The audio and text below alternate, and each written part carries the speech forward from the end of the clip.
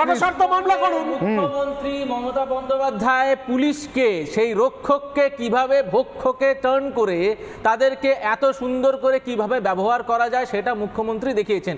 এর জন্য মুখ্যমন্ত্রীকে একটা নোবেল দেওয়া উচিত। আমার বক্তব্য হচ্ছে আজকে উনি তো হেডমাস্টার, এই স্কুল কে চালাচ্ছে?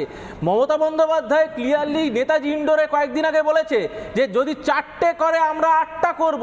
এটা পরিষ্কার বার্তা ছিল যে দেখো আমি যদি বলতে পারি 4টের জায়গায় 8টা, তোমরা তাহলে এবারে 10টার জায়গায় 20 জনকে মারধর শুরু করো। এটা উনি পরিষ্কার প্রশাসনিক বক্তব্য ছিল। আমার আজকের দিনে একটা জিনিস পরিষ্কার, যে বার্তাগুলো দিচ্ছে, যে বার্তাগুলো, সেটা কোনো সাধারণ কর্মী নয়, সেটা কোনো সাধারণ কর্মী নয়। যারা বিজেপি পার্টি অফিস থেকে ইডি সিবিআই কে চালানো করা হয়, যারা বক্তব্য রাখছে, যে আপনাদের যারা বক্তব্য রাখছে ইডি সিবিআই কে মারধর নিয়ে যারা বক্তব্য রাখছে তারা কিন্তু সাধারণ কোনো ছোটখাটো কর্মী নয়, তারা তৃণমূলের এমএলএ, তৃণমূলের বড় বড় মন্ত্রী নেতা। তাদের কাছ থেকে বার্তা মানে কি, দিস ইজ অফিসিয়াল মেসেজ। প্রত্যেকটা তৃণমূল করে গুন্ডামি করাচ্ছে, গুন্ডামি টিউশনই চলছে, গুন্ডামি টিউশনই চলছে। টাকা যে 2000, 5000, 10,000 টাকা গেছে, সেই টাকা দাও, সেই টাকা দাও। 10 বছর হয়ে গেল সরকারে আছো, এখনো পর্যন্ত বিচার কমপ্লিট করতে শুরু করতে পারলে না। আর বলো না, মানুষ যাদের কাছ থেকে চাকরি চুরির হিসেব চাইবেন বসে আছে এখন রাজপথে চাকরি প্রার্থীরা, পশ্চিমবঙ্গের মানুষ যাদের কাছ থেকে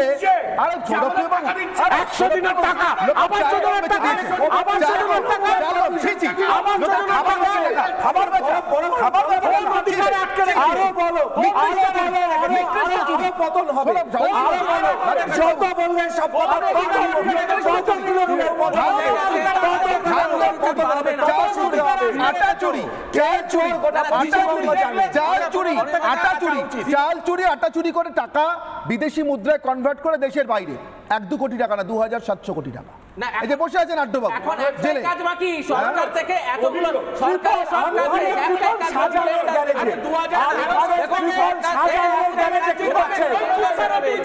2014 সালে একটা অভিযোগ কেন একটা ট্রায়াল পর্যন্ত স্টার্ট করতে পারলেন না? আরে তোমরা তো মরিচ চাপিরা ট্রায়াল করতে পারলেন না, কিচ্ছু পারলেন না। তোমরা কোনটা কথা বলছো? সিপিএম কে কিচ্ছু জায়গা ধরেছো, সিপিএম এর সঙ্গে একটা জায়গাতেও ধরনি, সব কথাকে ছেড়ে দিয়েছে। বাংলার মানুষ জুতো ছুঁড়ে মেরেছে, জুতো ছুঁড়ে মেরেছে, তৃণমূলের নেতার মুখে জুতো ছুঁড়ে মেরেছে। বিজেপির নেতা দেখলে টাকা চাইবে, বিজেপির নেতা দেখলেই টাকা চাইবে। কাজ কমপ্লিট, এখন একটাই কাজ আছে, এবারে টেন্ডার বেরোবে। কিসের টেন্ডার? এইবারে বেরোবে হচ্ছে বোমের টেন্ডার, এইবারে বেরোবে সিবিআই কে মারো টেন্ডার, এবারে বেরোবে ইডি কে মারো টেন্ডার, এবারে বেরোবে চোরকে আমাদের চাকরি চুরির টেন্ডার। এই সব টেন্ডারগুলো শুধু বেরোনোর অপেক্ষা সরকারিভাবে। এটাই শুধু একমাত্র কাজ রাজ্য সরকারের থেকে গেছে। আজকে আপনারা কি বলবেন? মমতা বন্দ্যোপাধ্যায় থেকে তৃণমূলের নেতারা বলছে কেন যে তোরা ঘেরাও কর, আজকে যুবদের এগিয়ে দিচ্ছে কেন? পরিষ্কার বার্তা, চাকরি তোদের দিতে পারবো না, তোরা এই করে খেতে হবে, চুরি করে খেতে হবে। যদি আজকে তোরা এই ইডি সিবিআই কে না আটকাস, আগামী দিন তোরা চুরি করতে পারবি না। এটাই একমাত্র পন্থা। যদি আগামী দিন দেশ চালাতে হয়, এখানে বলে চুরি করে খেতে হবে। বাংলার মানুষের টাকা আটকে রেখেছো আর সেই দলকে সমর্থন করে কথা বলছো। তুমি বাঙালি না, বাংলার লোক না, বাংলার বাসিন্দা না? অগ্নিমিত্রা পল, সুজন চক্রবর্তী, অধীর রঞ্জন চৌধুরী এবং চন্দ্রিমা ভট্টাচার্য কে কি বলছেন একবার শুনেন। মুখ্যমন্ত্রী যেখানে মহিলাদের কদিন আগে বলেছেন হাতা খুন্তি দিয়ে ভালো করে ইডি অফিসার্সদের ভাত খাওয়াবি, সেখানে তো এটাই হবার কথা। পশ্চিমবঙ্গে এরকম বিষয় হয়েছে যে যদি কোনো দুষ্কৃতী, যদি কোনো ক্রিমিনাল তারা যদি চুরি করে, তাহলে তাদের মানে ডাকাতি বা চুরি ধরা যাবে না। কিন্তু মমতা ব্যানার্জি বলেছিলেন তদন্ত করতে আসলে যার কাছে যা আছে তারা করতে বলেছিলেন। মমতা ব্যানার্জি সেই কথা অনুযায়ী কাজ করেছেন শাহজাহানরা।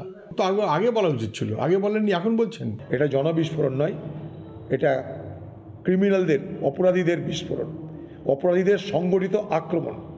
জনবিস্ফোরণ হলে ভালো লাগতো আমার, কিন্তু এটা অপরাধীদের সংগঠিত আক্রমণ বলে আমি মনে করি। ইডির একটা ব্যাপার বিচারাধীন, আমি তাই নিয়ে মন্তব্য করছি না, কিন্তু যাকে পাঠিয়েছিল সেই অফিসারের সম্পর্কেও কিন্তু অনেক রকমের অভিযোগ আছে।